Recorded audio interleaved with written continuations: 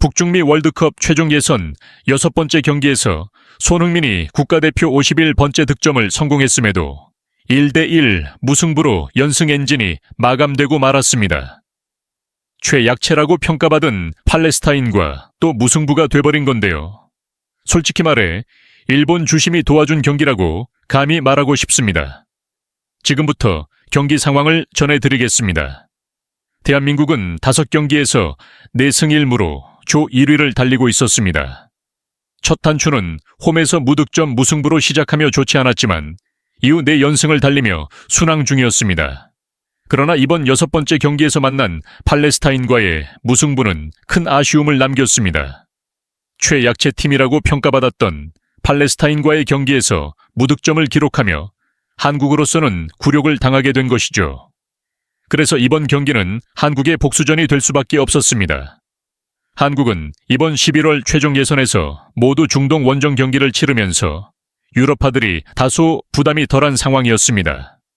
팔레스타인이 전쟁 중이라 중립 경기장에서 경기를 할 수밖에 없었고 그 장소는 요르단으로 정해졌습니다. 팔레스타인 매체는 한국의 약점을 의외로 정확히 파악했습니다. 바로 한국이 무실점을 기록한 경기가 단 한 경기뿐이라는 점이었습니다. 실제로 5경기 중 2경기에서만 무실점을 기록했고 이라크전에서는 실점을 했으니 틀린 말은 아니었습니다. 팔레스타인 매체는 한국의 키플레이어로 황인범을 꼽았습니다. 11월 첫 번째 경기였던 쿠웨이트전에서 승리한 후 손흥민은 황인범을 가리켜 지단이 있다고 평가할 정도였습니다. 황인범은 한국 팬들에게 저평가받고 있지만 핵심 미드필더로 활약 중입니다. 또 한 명의 주목받는 선수는 바로 배준호였습니다. 그는 지난 경기에서 손흥민과 교체되어 출전했는데 위기 상황에서 추가골을 성공시키며 팀 승리에 기여했습니다. 이후 스페인에서는 손흥민의 뒤를 이을 가능성을 보여줬다는 평가를 받으며 주목받고 있습니다. 배준호는 현재 스토크시티 소속으로 리그 공동 1위를 달리고 있습니다. 홍봉사 감독은 이번 경기에서도 쿠웨이트전에 출전했던 멤버를 그대로 출전시켰습니다. 현재 가장 컨디션이 좋은 선수들을 전반전에 집중 배치해 승부를 보겠다는 전략으로 보입니다. 이들 중 일부는 클럽 복귀 후 살인적인 스케줄을 소화해야 할 예정입니다. 유럽 대항전을 치러야 하는 상황이라 교체에도 신경 써야 할 것으로 보입니다. 요르단 경기장은 방송 화면으로 봤을 때 잔디 상태가 썩 좋아 보이진 않았습니다. 아마도 자국 경기가 아니기 때문에 잔디 관리를 제대로 하지 않은 듯합니다. 또한 이번 경기의 주심은 일본 심판이었는데 일본 심판은 보통 관대한 편이라 다소 우려가 있었습니다. 경기가 시작되자 팔레스타인은 예상외로 수비적으로만 나서지 않고 강하게 부딪히는 모습을 보였습니다. 전반 10분 동안 한국의 공격은 제대로 이루어지지 않았고 팔레스타인 선수들이 강한 압박을 가하면서 김민재가 치명적인 실수를 저지르고 말았습니다. 독일에서의 잔디 환경에 익숙해진 나머지 골키퍼에게 패스를 시도하다가 강도 조절에 실패하며 팔레스타인에 기회를 내줬고 결국 선제 실점을 허용하고 말았습니다. 이 실점은 김민재의 실수로 사실상 커버가 불가능한 상황이었습니다. 큰일 났다고 보진 않았고 게티가 생겼다는 게 찝찝한 거죠. 팔레스타인의 기세가 올라갈 수 있을 때 우리 선수들의 패스 플레이로 곧바로 잠재웠습니다. 전반 15분 이재성의 패스에 손흥민이 침투하면서 기회가 왔고 각이 매우 좁은 상황에서도 정확한 슈팅으로 득점에 성공했습니다. 손흥민의 클래스를 볼 수 있었죠. 손흥민은 황선홍을 넘어서 A매치 득점 단독 2위가 되었습니다. 전반 초반에 손흥민이 득점한 만큼 더 많은 골도 기대할 수 있었죠. 손흥민은 몸이 가벼워 보였고 자신감이 넘쳐 있었습니다.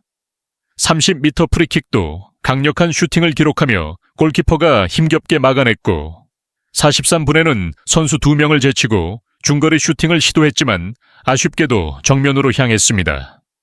손흥민은 전반에만 슈팅 4개를 시도했고 그중 한 골을 넣었으며 공격 지역 패스 성공률 100%를 기록했습니다. 아쉬운 점은 전반전에 1대1로 무승부가 됐다는 것입니다. 75% 점유율에도 슈팅 9개, 득점은 단 1개뿐이었습니다. 연속 득점 기회도 있었지만 헤딩 슛이 골대를 벗어나고 말았습니다. 상대가 강하지 않은 팀인 만큼 조금 아쉬운 결과였죠. 팔레스타인은 피지컬에서 한국 공격진들보다 좋았고 강한 파울에도 경고를 받지 않으면서 경기가 팔레스타인 쪽에 유리하게 흘러갔습니다. 손흥민이 당한 파울도 경고를 줘도 충분했지만 일본 주심은 이를 그냥 넘어갔습니다. 그러다 보니 팔레스타인 선수들은 더욱 거칠게 한국 선수들을 괴롭히려 했습니다. 전반에 거친 파울에도 팔레스타인은 경고를 받지 않았습니다.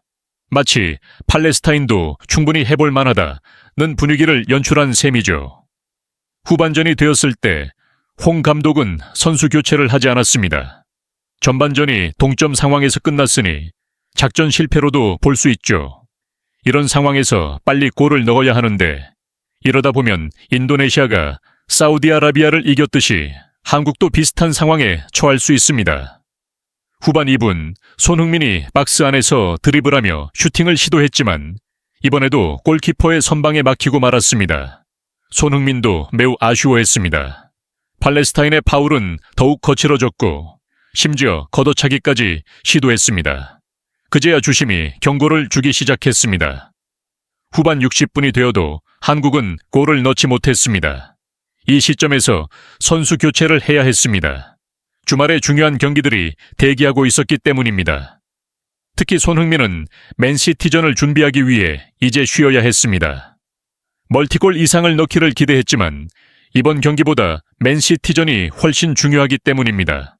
그러나 홍 감독은 선수 교체를 하지 않았습니다.